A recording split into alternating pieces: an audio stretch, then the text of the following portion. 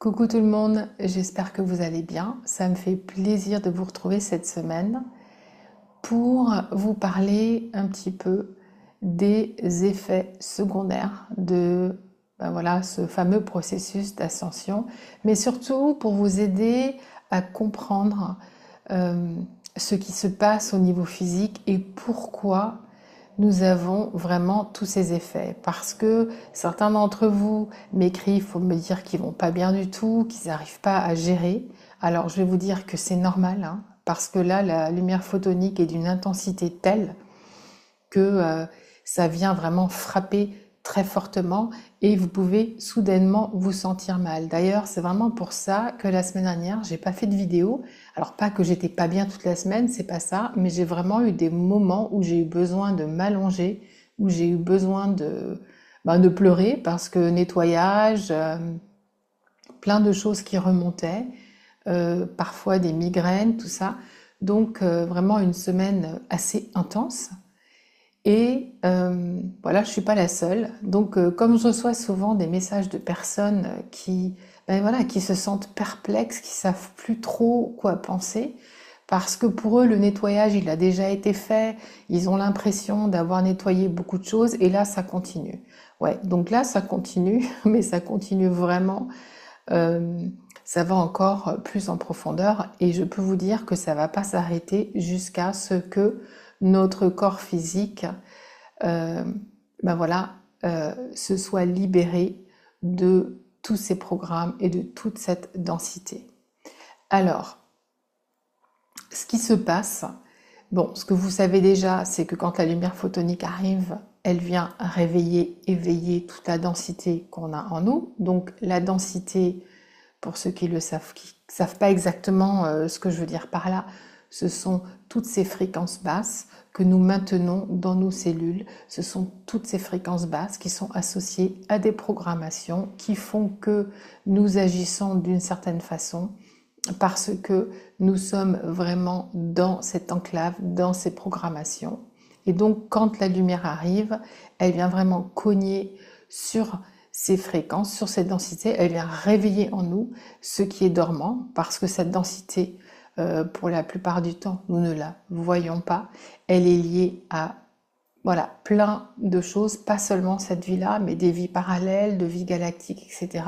En fait, il faut vous imaginer que vous êtes toujours en contact avec toutes les fréquences de vous, sauf que vous ne ressentez pas vos fréquences d'autres aspects, que ce soit vos aspects égoïques, que ce soit vos aspects élevés, que ce soit vos enfants intérieurs, enfin voilà, tout ce qui fait que vous êtes vous, toutes ces fréquences qui vous appartiennent, vous y êtes constamment reliés.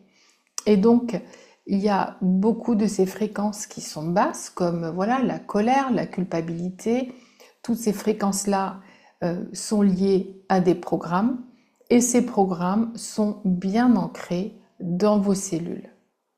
Donc, quand on parle de densité qui remonte, voilà, par exemple, la colère, un jour vous levez, vous vous sentez pas bien, vous vous sentez en colère et vous ne savez pas pourquoi. Ça, c'est un bon exemple euh, d'une fréquence qui a été activée par la lumière photonique et qui passe d'abord par le ressenti. Donc cette colère, il faut que vous la ressentiez pour l'évacuer. Ça, c'est la première évacuation. Mais il y a aussi l'évacuation au niveau physique. Et il faut savoir que lorsqu'une fréquence basse quitte votre vaisseau physique, parce qu'elle est dans vos cellules, hein, donc la cellule s'ouvre, pour que la fréquence parte de votre vaisseau physique, eh ben, il y a un effet, voilà, physique. Parce que cette énergie, donc fréquence énergie, c'est la même chose, cette énergie doit être liée à quelque chose dans votre corps physique pour être évacuée. Ce qui fait que vous pouvez avoir comme un rhume le nez qui coule, bon, par exemple vous pleurez, vous pouvez avoir du mucus qui remonte, ou vous allez aux toilettes, enfin tout ça, ce sont voilà des formes d'évacuation, de densité, mais pas que. Mais donc il faut comprendre que au fur et à mesure que notre densité au niveau émotionnel, au niveau mental, voilà, se désintègre, eh bien, on va le ressentir au niveau physique. Du fait, nous avons ce que nous appelons ces effets secondaires. Donc, il y a d'une part les effets secondaires qui sont liés à ce nettoyage. Ce qu'il faut comprendre, c'est que lorsqu'il y a ce nettoyage, en fait, il y a une inversion de tous les programmes, de toute la programmation que nous avons. Il faut vous imaginer que votre ADN divin, qu'il y a cette forme divine qui existe, mais que pour l'instant n'est pas encore online et pas encore activée parce qu'il y a toute cette programmation qui est par-dessus. Donc il faut inverser le système au niveau émotionnel, au niveau mental et bien évidemment au niveau physique pour se débarrasser de tout ça, pour revenir à voilà, cet être divin avec nos cellules qui pétillent de divinité et de lumière. Mais c'est ce processus qui vous aide aussi à maintenir votre lumière. Parce que quand votre densité quitte votre corps, quand ces fréquences basses et cette programmation quitte votre corps, il y a une réécriture. Donc c'est votre corps de lumière qui vous aide à réécrire le tout.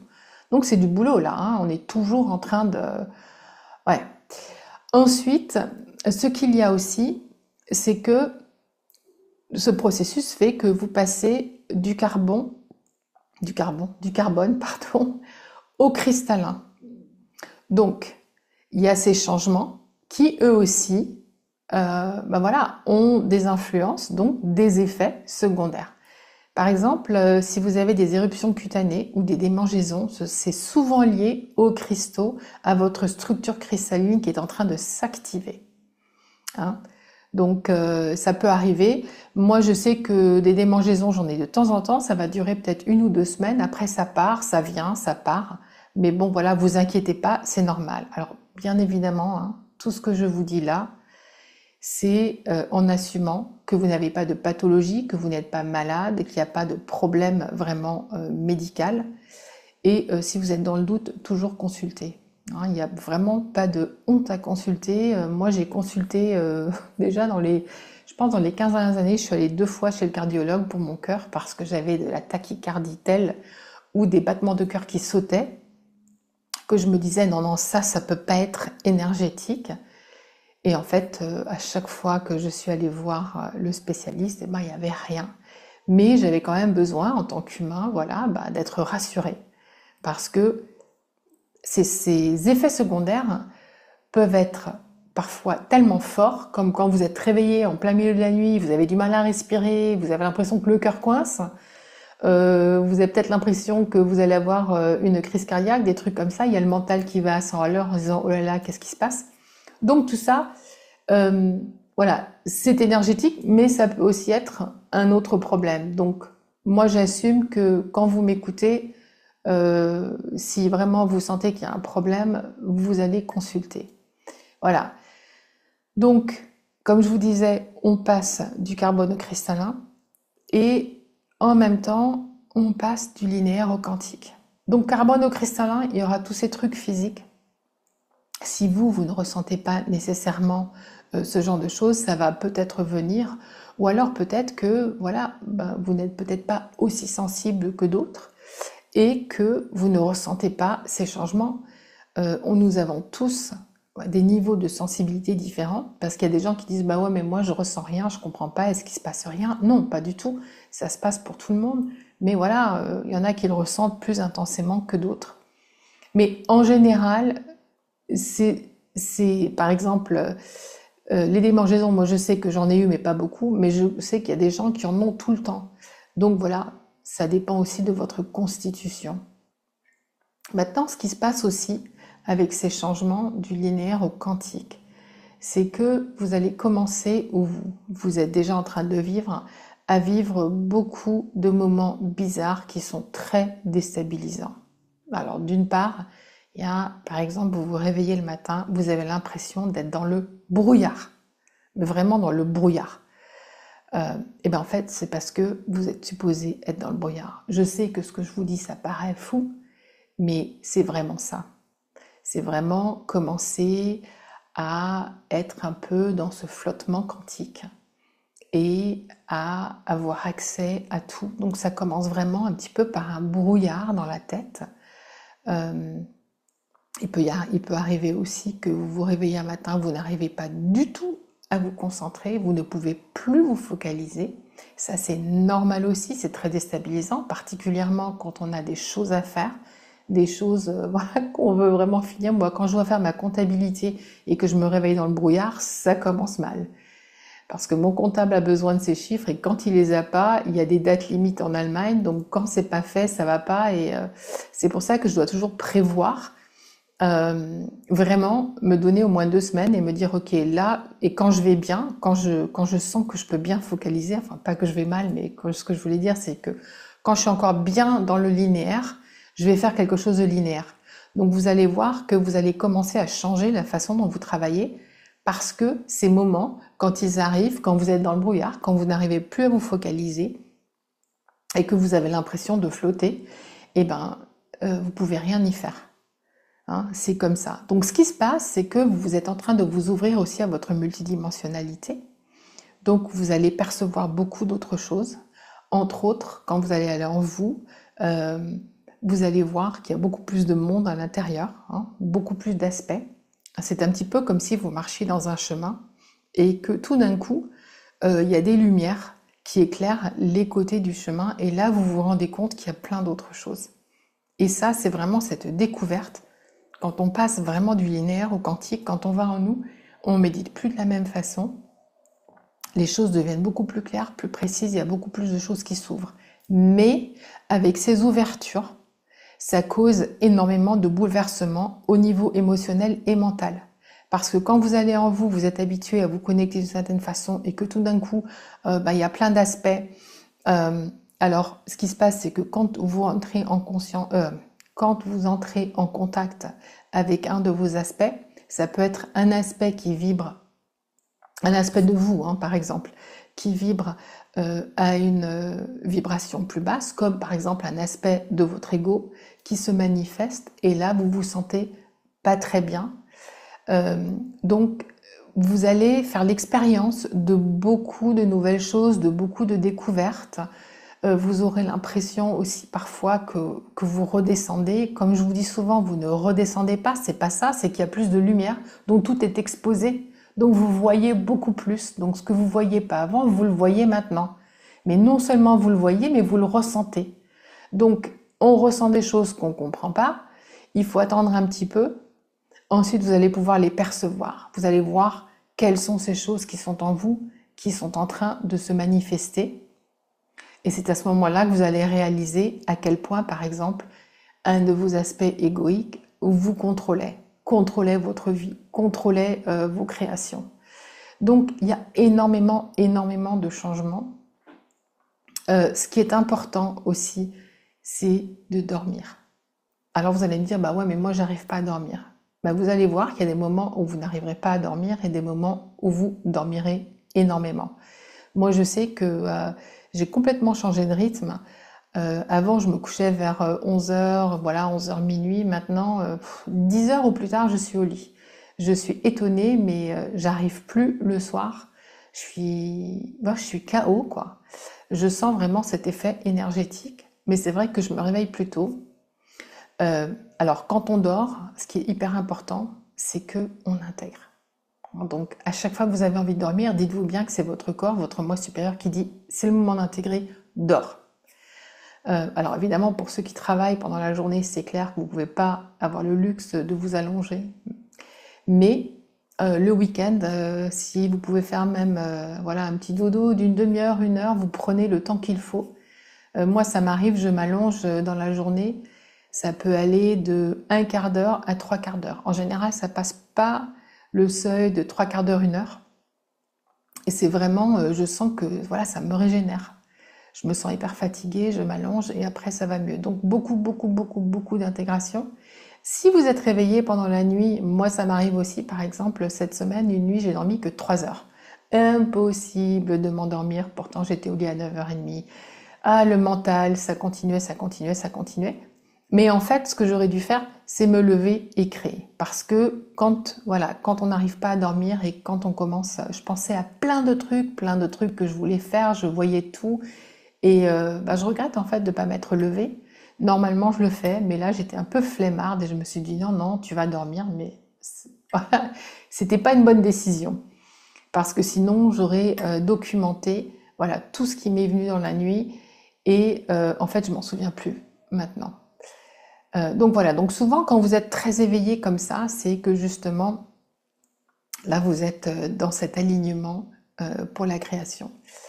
Alors, il se peut se passer aussi que vous avez beaucoup de changements au niveau de l'ouïe, au niveau de la vision. Je sais que par exemple, la semaine dernière, j'étais euh, dans une librairie et j'ai pris un livre, je l'ai ouvert et j'arrivais pas à lire. Et je me suis dit, ok, là Emmanuel, ça va pas du tout. Et ça m'a fait rire parce que tout de suite, j'ai compris qu'il se passait quelque chose au niveau vibratoire. Et effectivement, alors ça n'a pas duré longtemps, ça a duré la journée, j'arrivais vraiment plus trop à lire. Et en fait, ça, c'est votre vision qui passe au niveau vibratoire. Pareil pour Louis. Moi, je sais que mes proches me disent sans arrêt, mais t'écoutes pas, t'entends pas. Je sais que souvent, je n'entends pas les gens quand ils me parlent, mais c'est toujours quand je suis plus avec des gens 3D, voilà, des trucs bien linéaires. J'ai du mal, j'entends les mots, mais je comprends pas.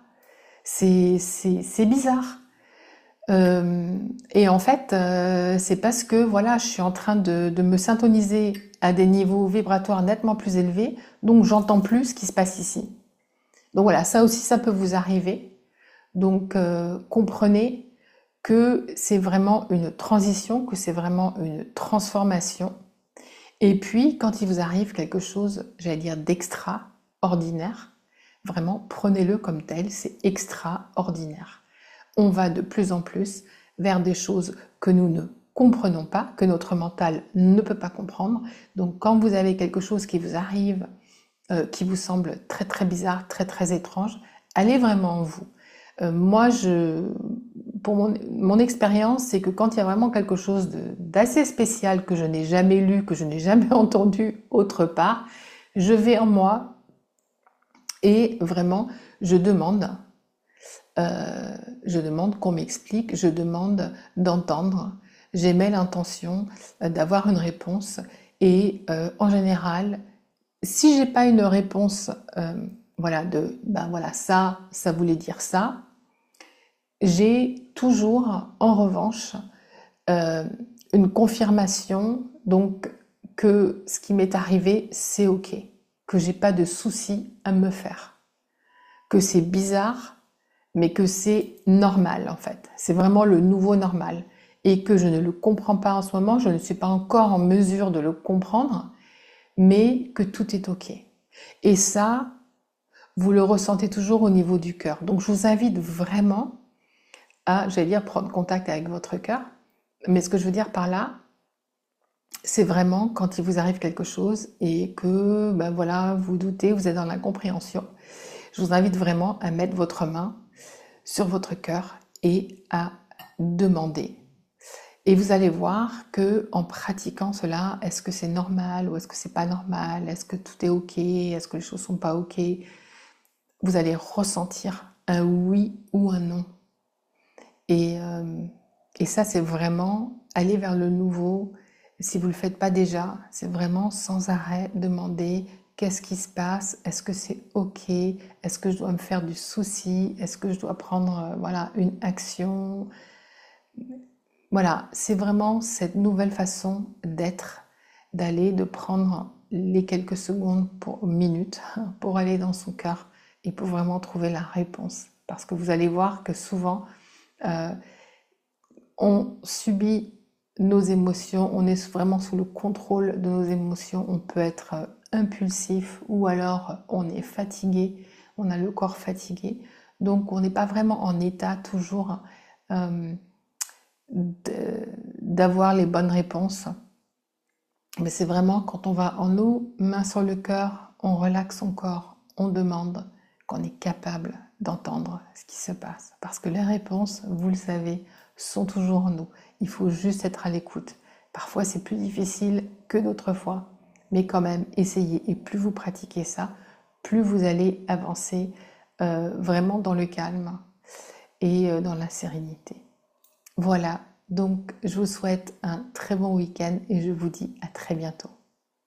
Petit post-scriptum, je viens de réaliser, en finissant la première vidéo, que j'ai oublié de vous parler des maux de tête parce que c'est hyper important.